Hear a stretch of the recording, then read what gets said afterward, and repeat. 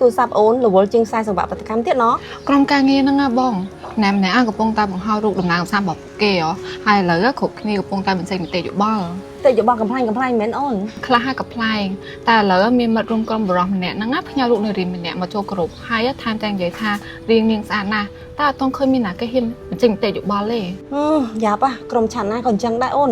តែខ្ញុំគួរធ្វើមិនទៅបងខ្ញុំអត់ចង់ឲ្យស្ថានភាពក្នុងក្រុមអាប់អួរជាងនេះ ញ៉ាសាធម្មតាទៅអូនដូចចែមិត្តសូមប្រើប្រាស់ក្រុមនេះសម្រាប់តែការជួយដំណឹងអំពីការងារយើងបានហើយមិនគួរបង្ហោះអំពីរូបភាពឬក៏បញ្ចេញមតិយោបល់ពីបុគ្គលណាម្នាក់ឡើយ ដាប់ទៅល្អខ្លឹមសារស្រាលហើយច្បាស់ទៀតខ្ញុំផ្ញើសិន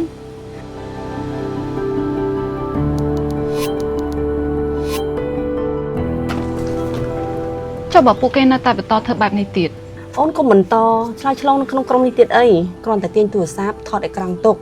ហើយយកទៅនិយាយជាមួយនឹងមនុស្សដែលអូនគិតថាមានសុវត្ថិភាពនិងអាចជួយដោះស្រាយបាន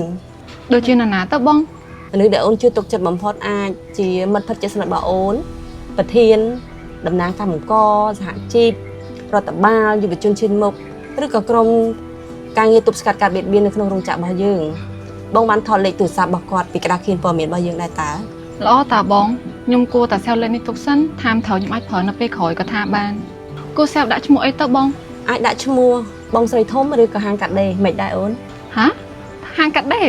ដេរឲ្យបានស្អាតកុំឲ្យរហែកកាន់តែធំ តំណងដែរតាបងឲ្យលេខខ្ញុំមកចាំខ្ញុំសេវទុក នេះអូន នេះអរគុណ